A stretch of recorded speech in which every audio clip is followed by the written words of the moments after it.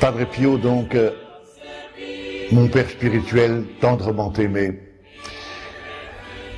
Je me souviendrai toujours de cette lointaine soirée d'octobre 1955. J'étais à ce moment-là étudiant à Rome, où j'ai rencontré pour la première fois Padre Pio. J'avais été conduit par un père capucin dans la tribune de la petite église, qui était le chœur monastique.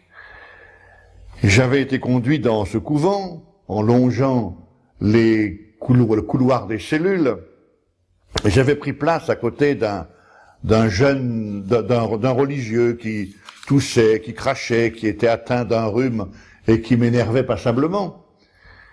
Et je regardais ce religieux à côté de moi, j'ai dit, mais c'est quand même curieux. Je connais cette tête-là, j'ai vu ça quelque part, jusqu'au moment où il a passé sa main sur la tête dans un geste qui devait lui être familier.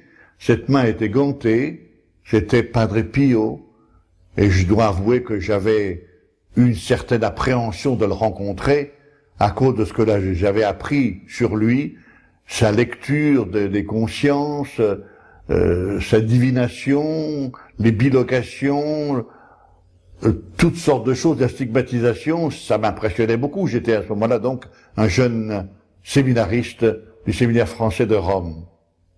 Mais j'ai été attiré de suite par l'expression étrange de son visage, tendu vers un au-delà que lui seul voyait. Et j'avais surpris Padre Pio dans sa prière. J'ai compris alors ce que voulaient dire des mots comme recueillement, comme concentration d'esprit, comme regard d'amour sur Dieu. De temps à autre, ses yeux se levaient vers le crucifix qui dominait la balustrade de cette tribune, le crucifix qui avait été le témoin, sinon l'auteur, de sa stigmatisation dans ce lointain 23 septembre 1918, mais à ce moment-là, je ne le savais pas encore. Ces regards d'amour qu'il posait sur ce crucifix, ça m'avait impressionné beaucoup. Padre Pio, homme de prière, homme de la messe, cette messe impressionnante. Je vous raconterai dans un instant cette première messe à laquelle j'ai célébré. Mais je dois avouer une chose, c'est que lorsque j'ai rencontré Padre Pio pour la première fois, j'étais anxieux, peureux, et j'avais même en moi une certaine répulsion, une certaine haine. Le démon se déchaînait. J'ai publié d'ailleurs cette rencontre-là dans un petit livre qui s'appelle Padre Pio, témoin de Dieu, aux éditions Evine, mais distribué par Teki. Et je suis descendu après dans le couloir qui séparait l'église du couvent. Il y avait beaucoup de monde là, je me suis trouvé au milieu de gens, à genoux, en train de prier à haute voix. Et lorsque j'ai vu Padre Pio sortir de la sacristie, entouré de 4 capucins qui étaient ses gardes du corps, dont celui qui m'avait conduit là-haut à la tribune, j'étais un peu étonné. Comment sait-il qu'il a des gardes du corps? J'ai compris tout de suite la nécessité qu'il y avait, parce que les gens lui sautaient dessus. Donc les capucins, avec beaucoup de force, vous savez, on est en Italie du Sud, rien n'est étonnant, alors écartaient avec une certaine vigueur tous ces gens-là pour libérer Padre Pio. Et tout ce monde-là était à genoux, et moi, séminariste français, orgueilleux comme tous les Français, cartésien, si vous voulez, je me suis dit, bon, Padre Pio, c'est peut-être un saint, c'est quand même pas le bon Dieu, restons debout, on verra bien. Et Padre Pio, bien, me regardait par-dessus les têtes, je me sentais quand même pas très à l'aise, je dois l'avouer, jusqu'au moment où, finalement, le père capucin qui lui servait de garde du corps me désigne à lui et lui dit, Père, c'est un prêtre français qui voudrait vous voir.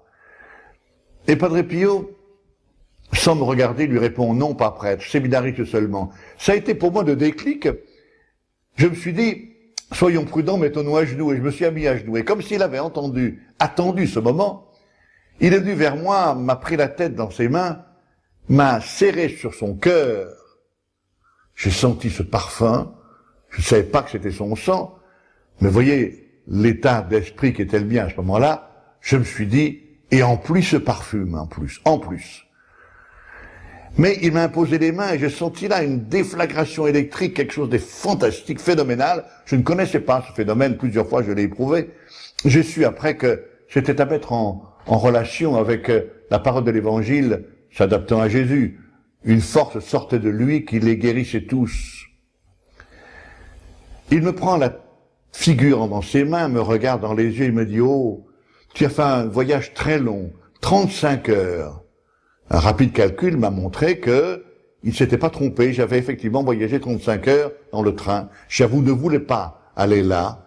Et puis le démon tout entier, l'enfer tout entier était là dans ce train. Rappelle-toi, dans le wagon. Le wagon, mon compartiment était vide alors que le wagon était archi-comble. Le train était archi-comble. Mais mon compartiment était vide. Les gens ouvraient la porte. Ne me voyaient pas en face, mais regardaient la banquette de gauche, la banquette de droite. Comme si j'avais vu du monde. Et là, il m'a donné l'explication, les démons étaient là, ils ne voulaient pas que j'aille là. Et puis il me dit, écoute, demain je te verrai à 9h, j'ai beaucoup de choses à te dire. Le lendemain, 5h du matin, je monte, 5h moins le quart, je monte à l'église du couvent. Il y avait là des gens qui étaient agglutinés sur la porte, qui récitaient le chapelet à une allure vertigineuse. Jusqu'au moment où, à 5h moins le quart, on entend un bruit de clé, la porte de petite église s'ouvre brutalement, et tous ces gens-là rentrent comme des furies à l'intérieur. J'étais assez estomaqué, étonné, à la limite scandalisé, parce que j'avais jamais vu rentrer des gens comme ça dans une église. Et quand je suis rentré finalement moi-même après, j'ai vu que tous ces gens-là étaient agglutinés sur le petit autel sur le côté, donc c'était là que Padre Pio devait dire la messe, et ils avaient conquis de haute lutte cette place autour de la table de communion, agglutinés là, et les villages étaient devenus des visages extatiques. Et Padre Pio, finalement, est venu à célébrer cette Eucharistie d'une façon absolument extraordinaire. 2h moins le quart, elle a duré 2 heures, avec des phénomènes fantastiques, parler avec quelqu'un qui était sur l'autel. J'étais finalement arrivé. Vous savez, quand on est étudiant à Rome, on a un peu l'habitude de la foule, alors on sait comment manœuvrer pour avancer un peu. Je suis arrivé à 1,5 mètre à peu près de lui. Je le voyais très bien, parlant avec quelqu'un, le Seigneur qui était là, écartant violemment le démon qui l'empêchait de consacrer, avec une main, 2 mains, poussant. C'était quelque chose d'impressionnant. On avait la gorge serrée, c'est évident. S'effondrant à la consécration, en adoration devant son Dieu qui s'était fait pain et vin. Et puis, au moment de la communion, phénomène de luminosité, il émettait de la lumière. Il y avait à côté de moi un ecclésiastique, un monseigneur qui était le secrétaire du cardinal Lercaro de Bologne, avec qui j'avais lié conversation, et je lui avais dit, écoutez, si jamais il se passe des choses extraordinaires dans cette messe, voulez-vous que je vous en fasse part pour ne pas que je me trompe ou que je me leurre? Vous gardez la tête froide, c'est important. Il y a tellement de choses extraordinaires, je veux garder la tête froide. Il m'avait regardé avec un petit œil, un œil un peu entendu, comme s'il disait, tu n'as pas fini de t'étonner, c'est vrai. Voilà que ce phénomène de luminosité arrive, éclairant. Les lampes étaient devenues un peu pâles elles-mêmes. Il émettait de la lumière, et je me suis dit, mais comment vais-je faire pour exprimer ça à ceux à qui je raconterais cette aventure? Et j'ai simplement trouvé ceci, Padre Pio, c'était une ampoule électrique en forme de Padre Pio qui émettait de la lumière. Ses vêtements étaient devenus tout blancs. J'étais ému, je voyais ce monseigneur à côté de moi, les larmes aux yeux. Je lui dis, monseigneur, qu'est-ce qui se passe ici? Et lui, dans son émotion, me dit, regarde bien, c'est le phénomène de luminosité qui est le propre de très grands mystiques, c'est-à-dire que l'esprit prend tellement possession de la matière qu'elle devient translucide et rayonnante. Il me dit, rappelle-toi, lorsque Jésus sur le Tabor a été transfiguré, c'est exactement ça qui s'est passé. Padre Pio, transfiguré. Et à la fin, j'ai eu la joie, la grâce d'aider ce monseigneur à dévêtir Padre Pio, enlever ses vêtements sacerdotaux. Je me rappelle que j'ai eu c'est moi qui lui ai défait le cordon de son aube. J'ai un morceau de ce ruban rouge. Padre Pio avait un ruban rouge et puis des parements rouges aux mains, aux manches. Et lorsqu'il a enlevé son aube, j'ai dit tiens, je vais voir les stigmates. Mais juste avant d'enlever ses manches, il a remis d'un geste rapide ses gants, mais comme s'il avait lu dans mon cœur ce désir que j'avais, du revers de la main, avec un grand sourire, il m'a lancé sa main sur les lèvres. Un choc assez fort, mais je me suis dit, mais j'ai du sang ici, alors j'ai épongé mes lèvres, il y avait effectivement du sang sur ce mouchoir, et ce sang était parfumé. Le parfum que je ressentais depuis la veille, depuis le moment d'on arrivait, c'était son sang qui était parfumé. Ce sang dont j'ai ici quelques taches, quelques bribes, j'ai ici quelques morceaux du pansement de la plaie du cœur, également ici, imprégné du sang. Et il m'a dit après, eh bien, je te verrai tout à l'heure. Il a donné la communion 1 heure après aux gens qui étaient là. Il ne donnait pas la communion pendant cette messe. J'ai communié de sa main.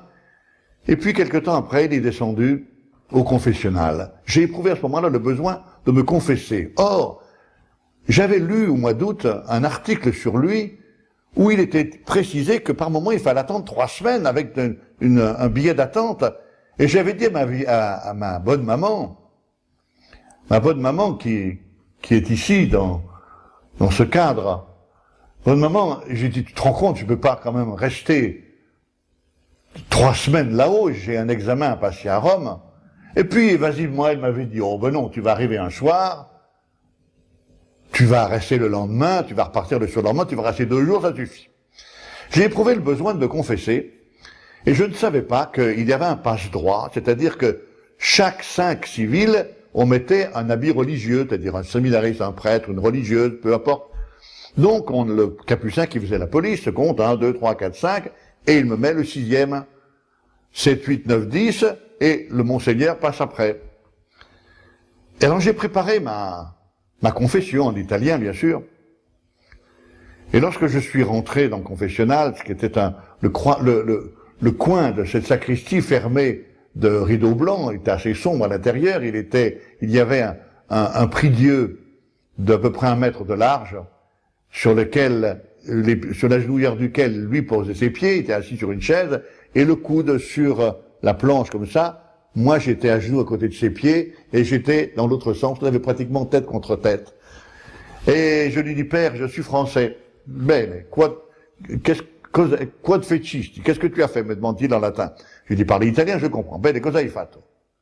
Qu'est-ce que j'ai fait? Je ne sais pas. Le trou noir, la panne, si vous voulez, de mémoire. Et il me met la main sur l'épaule, me dit, mais courage, fatti coraggio, prends courage. Qu'est-ce que tu as fait? Père, je ne sais pas, je me rappelle plus. 2 ou 3 fois comme ça. Et finalement, je commence à paniquer. Et je lui dis, Père, j'ai fait telle et telle chose. J'ai trouvé ça dans ma tête. Il m'a dit, c'est vrai, mais tu oublies que ça a été pardonné vendredi dernier, ça. C'était la stricte vérité. Alors là, je me suis senti désarmé complètement. Il m'a dit, mais il y a 2 ans, il y a eu ceci. Il m'a montré que là, dans des actions, pour moi, parfaitement anodines, le Seigneur avait souffert. Et lui, montrant qu'il était vraiment uni avec Jésus, me montrait que ses plaies, il souffrait beaucoup dans ses plaies, que Jésus avait souffert à cause de ce que j'avais fait. Et il m'a dit, mais le Seigneur t'a pardonné. Et il m'a dit, le Seigneur t'a pardonné, le Seigneur t'a appelé. Je lui dis, mais vous êtes sûr? Je ne savais pas, à ce moment-là, que Padre Pio connaissait beaucoup de choses, même sur moi, qui moi ne le connaissais pas. Et il me dit, Seigneur t'a appelé. Je lui dis, vous en êtes sûr? Il me regarde avec un air furieux, il me dit, ma te lo dico io, je te le dis moi. Et il me dit cette parole étonnante, tu seras ordonné prêtre le 30 juin 1962.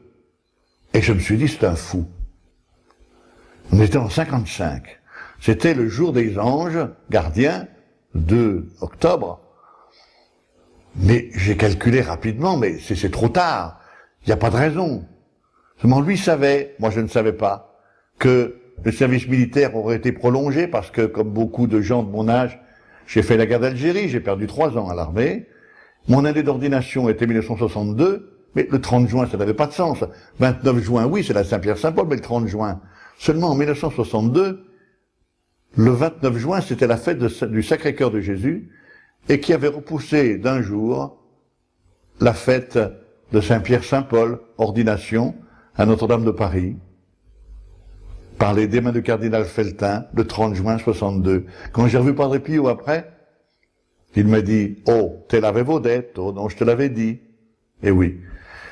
Alors, juste après, dans cette confession, il me dit « Est-ce que tu crois ton ange gardien ?» Toujours cartésien, je lui dis « Vous savez, père, mon ange gardien, moi je l'ai jamais vu. » J'ai ramassé là la paire de gifles la plus célèbre de mon existence. 2 paires de gifles, 4 gifles, frappées avec le poignet, parce que les mains lui faisaient mal. 4 fois. Et il tend son doigt par-dessus mon épaule droite, il me dit « Mais ton gardien, il est là derrière toi. Il est grand, il est beau. » Je me suis retourné, et j'ai rien vu. Mais lorsque mon visage est revenu vers lui, j'étais surpris, parce que son visage tout entier était éclairé d'une étrange lumière. Il y avait dans les pupilles le reflet de l'ange. Et il m'a dit, quand tu veux me dire quelque chose, envoie-moi ton ange gardien. Combien de fois j'ai utilisé cette façon de correspondre avec lui? Combien de fois? Même dans ma vie sacerdotale. Quand j'avais un problème, j'avais appelé mon ange gardien Séraphin. Vous savez, quand on veut un ange par un service de quelqu'un, on lui donne toujours des galons. Alors j'avais appelé Séraphin, c'était un ange de première grandeur. Vous ne connaissez pas son nom, maintenant il m'a dit son nom, mais enfin ça c'est du secret. Mais voilà que, je lui dis Séraphin, va te poser cette question au Padre Pio. Dans la fraction de seconde qui suivait, la réponse s'imprimait dans mon esprit. Combien de fois? Et une petite anecdote qui m'a beaucoup étonné, un jour avec la famille, nous sommes allés, c'était en 1966 là, et il était sur le matronnet, c'est-à-dire la tribune qui dominait la nef de gauche de cette basilique. Nous, on s'était mis en face de lui, et il était avec ce chapelet, en train de réciter un chapelet, il faisait sans arrêt ce mouvement-là, pour montrer qu'il fallait réciter ce chapelet. Il m'avait dit, le chapelet, c'est la chaîne d'amour qui lie ton cœur au cœur de la maman. C'est très beau. Et moi j'étais en bas, je ne pouvais pas monter vers lui, la porte de la sacristie était fermée, je ne pouvais pas accès, et pendant toute la messe, il assistait à une messe qu'il célébrait au maître-autel, tout en disant son chapelet. Je disais, Séraphin, va dire ça au Padre Pio. Tiens, Séraphin, va confier telle ou telle intention. Ah, j'ai oublié ceci. Séraphin, va lui dire ceci. Et lorsque vers la fin de la messe, la porte de la sacristie s'est ouverte, je suis monté là-haut. Je suis arrivé là. Il m'a entendu rentrer. Il s'est retourné. Il me dit, ah, c'est tout, c'est toi. 100 fois je t'ai entendu, devant, derrière, à droite, à gauche, autour de moi, derrière, devant. 100 fois je t'ai entendu, lasciami pregare, et laisse-moi prier. J'étais tellement apeuré que je me suis mis à genoux à côté de lui, en me demandant comment tout ça allait finir. Et finalement, il se retourne d'un bon sourire, comme il m'accueillait chaque fois, me met la main sur l'épaule et me dit, va, mon fils, je t'ai entendu. Je t'ai entendu. Je reviens à la première fois que je l'ai rencontré.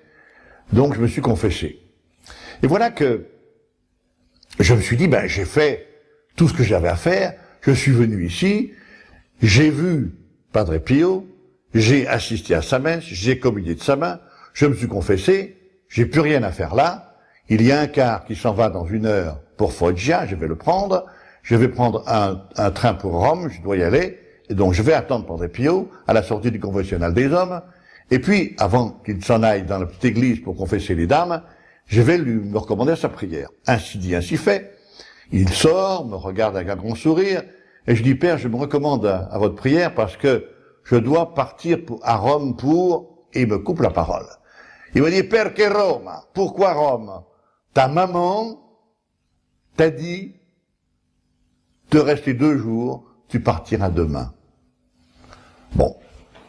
Il ne savait pas, je lui avais rien dit. Lui savait. Voilà que le lendemain, je me rapproche de lui pour me prendre congé de lui. Et je lui dis, Père, je me recommande à votre prière. Je dois partir à Rome maintenant. Il me dit oui. Et il m'embrasse. Je me mets à genoux devant lui. Il m'impose ses mains avec force, avec cette décharge électrique que beaucoup maintenant connaissent.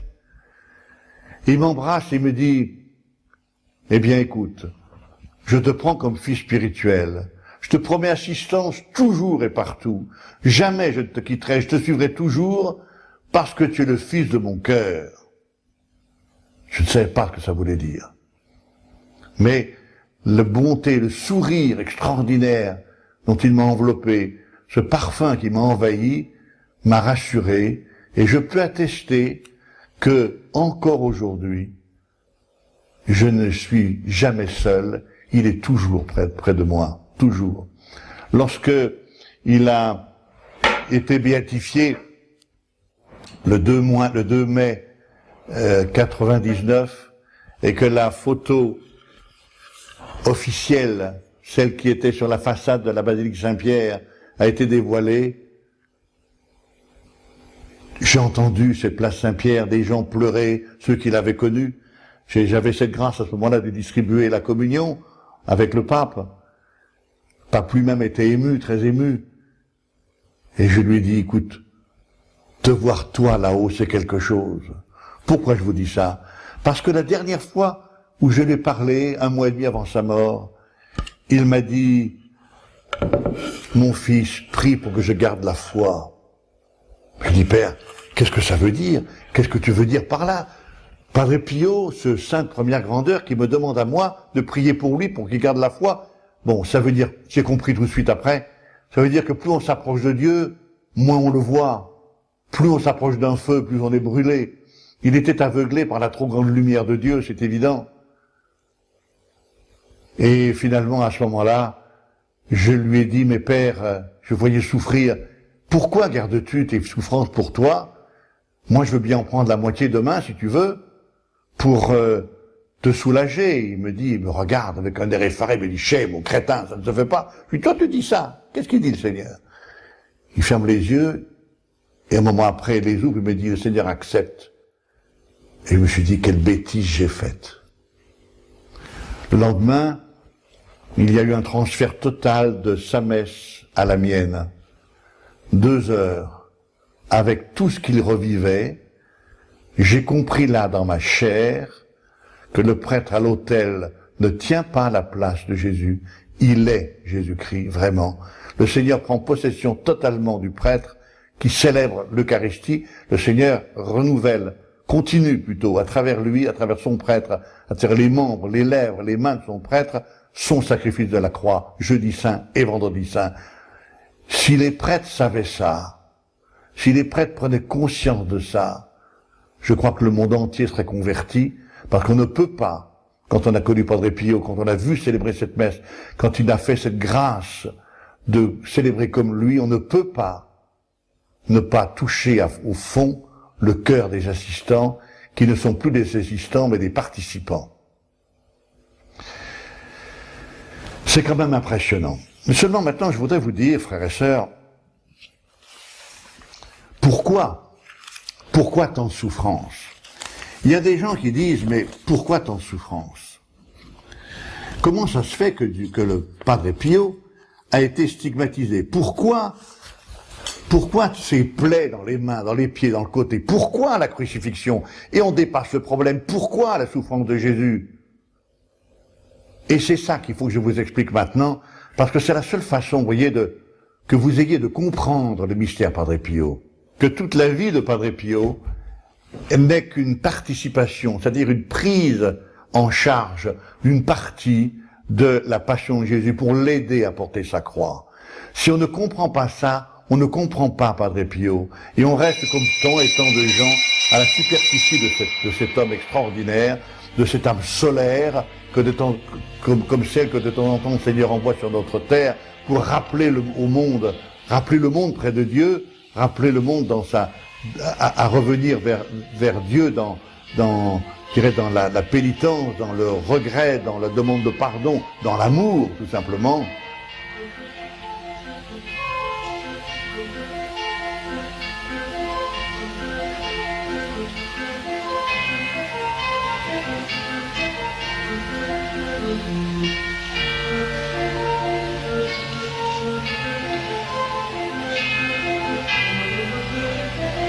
C'est quelque chose d'extraordinaire. Padre Pio, vraiment, vivant la messe, je vous l'ai expliqué tout à l'heure, sacrifice de la croix, jeudi saint, vendredi saint, les deux moitiés d'une même action, lui vivait cela, enseignant. J'ai vu combien de fois Padre Pio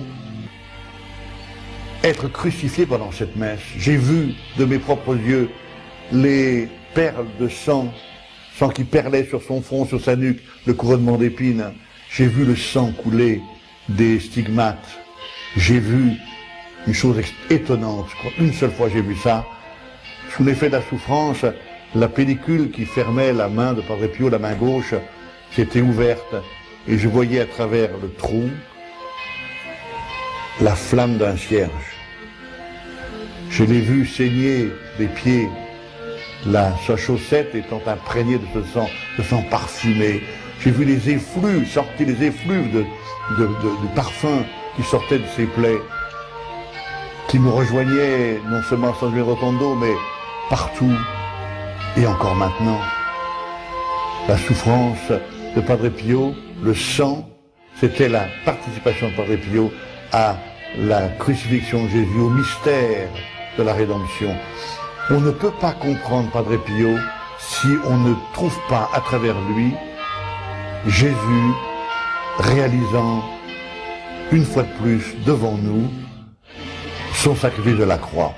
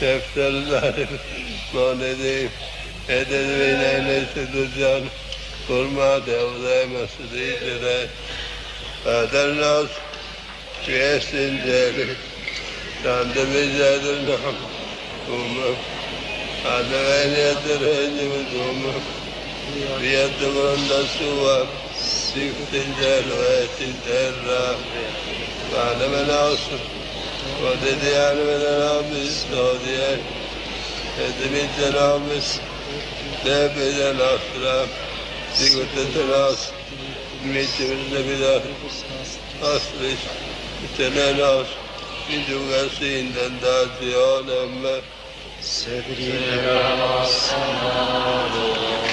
Amen, libera le nostre cose naturali. Entreteniamo di Santissimo.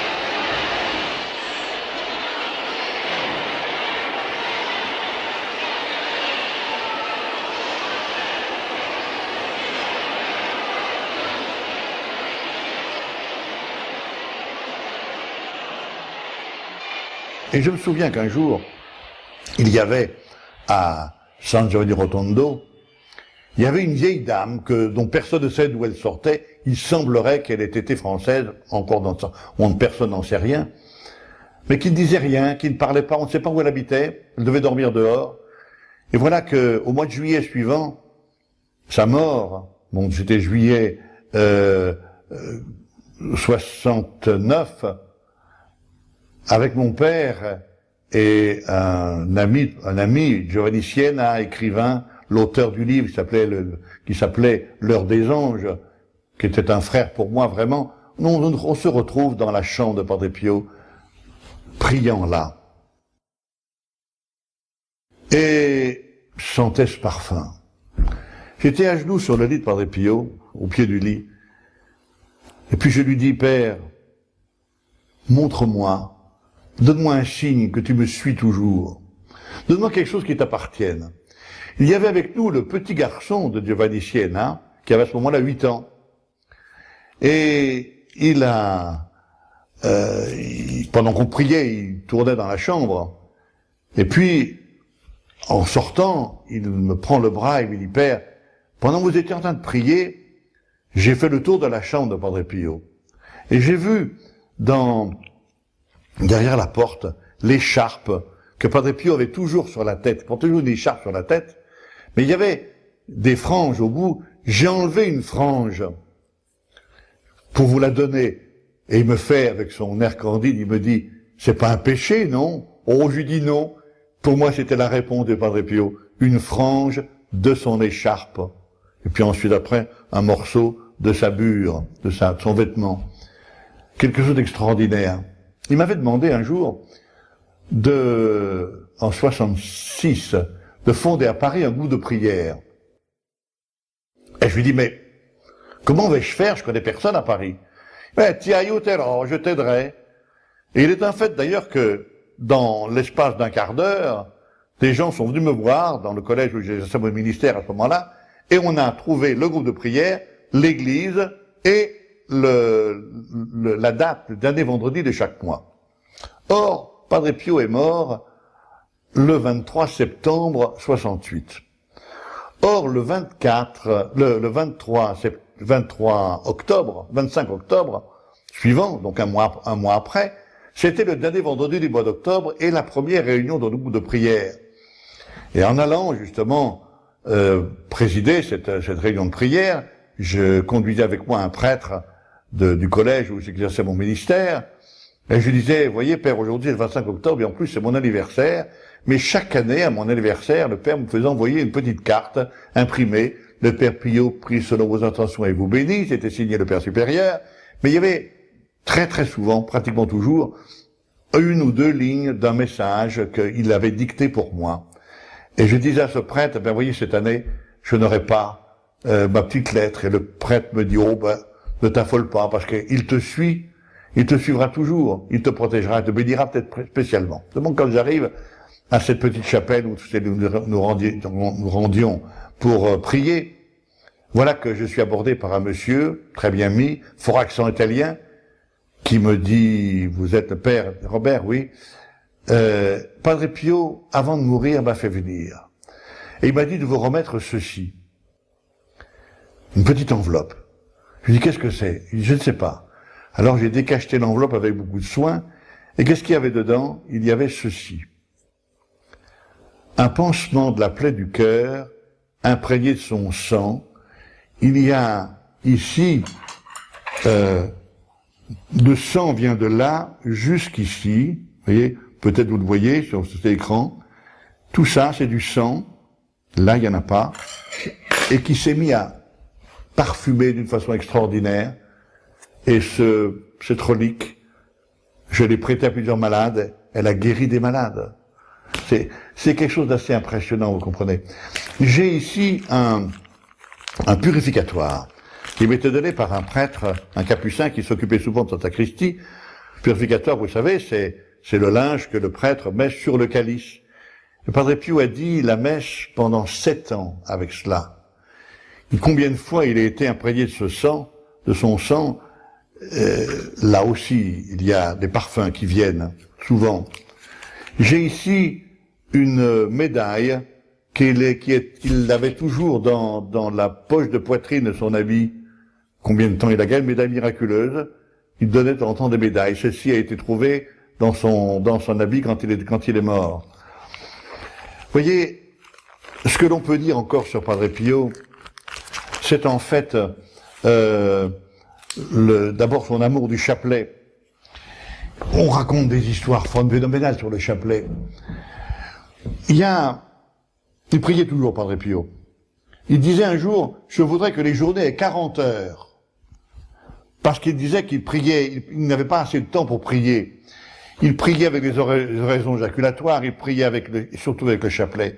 Il était vraiment un dévoreur de chapelet.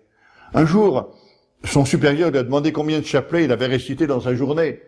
Et Padre Pio avait dit, à mon supérieur, je peux pas dire, je suis obligé de dire la vérité, j'en ai récité 34. Êtes-vous capable de réciter 34 chapelets dans la journée? Padre Pio, c'était cela.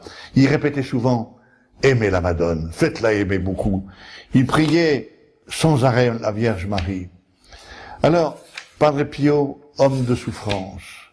Padre Pio, homme de prière. Padre Pio, homme du pardon. 18 heures de confessionnal par jour, au plus fort de son activité. Combien de fois j'ai vu des gens, d'abord être mis à la porte du confessionnal, quand ils voyaient que la personne qu'il avait dans le confessionnal, que ce soit un homme à côté de lui, ou une dame dans son confessionnal, qui n'était pas tout à fait prêt, eh bien il les renvoyait, va préparer ta confession. Et parfois ces gens-là erraient des jours, des semaines dans le pays, mais ils savaient bien qu'ils reviendraient tôt ou tard ils ne partiraient pas avant d'avoir reçu le pardon de cet homme de Dieu.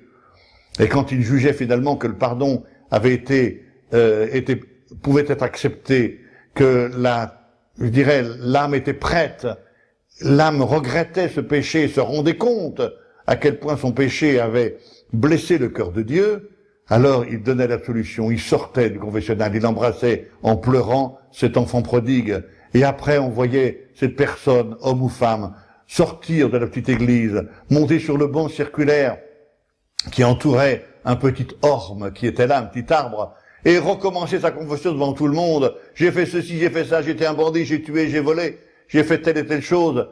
Et les gens autour, dans leur simplicité d'Italiens du Sud, disaient « Ma che birbone, quel voyou !» C'était quelque chose d'extraordinaire, l'explosion de joie de ces gens enfin pardonnés. Et moi, ça m'a fait penser une chose, lorsque nous nous confessons, est-ce que vraiment nous regrettons nos fautes? Est-ce que vraiment nous avons conscience que le cœur du Seigneur a saigné à cause de notre péché? Combien de fois, en tant que confesseur, on recevait au moment de Pâques ou de Noël, des fêtes, grandes fêtes, des gens qui se confessent par habitude. On essaye à ce moment-là de vraiment leur inculquer, réveiller en eux ce sentiment de regret. Parfois on n'y arrive pas, on dit Seigneur, prépare ce cœur, parce qu'on peut donner l'absolution, elle n'est pas reçue parce qu'elle n'est pas attendue. Homme de pardon, Padre Pio, homme de la messe, je l'ai vu, mais homme de souffrance, homme de la messe, homme de l'offrande au cours de cette Eucharistie. Alors je pourrais conclure, si vous voulez, Padre Pio, c'est l'homme de Dieu qui prie, et qui nous laisse comme message, soyez-vous aussi des âmes de prière. Priez, unis à vos frères dans des groupes de prière. Là où 2 ou 3 sont réunis en mon nom, eh bien, je suis au milieu d'eux. Padre Pio, c'est l'homme de Dieu qui souffre et qui nous laisse comme message, accepter et vivez le christianisme authentique et intégral, c'est-à-dire le christianisme avec la croix. Avec la croix.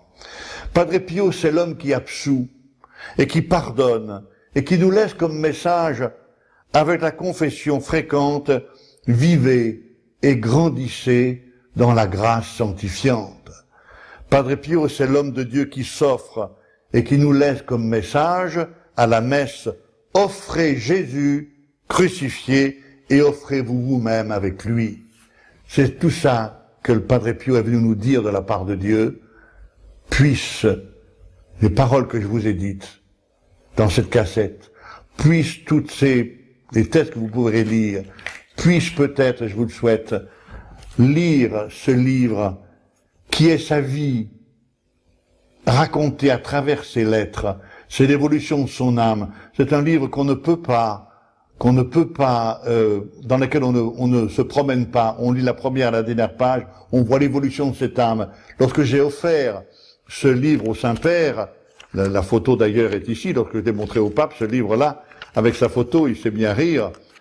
Le pape m'a dit une chose étonnante. Vous voyez, il m'a dit, voilà la photo du pape, c'est en 87.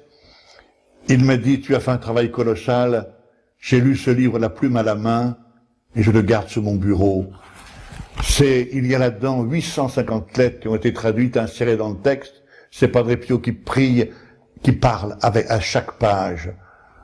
Je vous souhaite, frères et sœurs, justement, de comprendre cela. Je vous ai dit tout à l'heure, je vous ai parlé de cette vieille dame qui était là, à San Giovanni Rotondo, qui était là, qui tournait sans arrêt. Quelques mois après sa mort de Padre Pio, je me trouvais à San Giovanni Rotondo, elle est venue m'appeler. Elle est venue me trouver. Elle me dit, oh, lo sai tu che era Padre Pio? Parlait comme ça. Est-ce que tu sais, toi, qui était Padre Pio?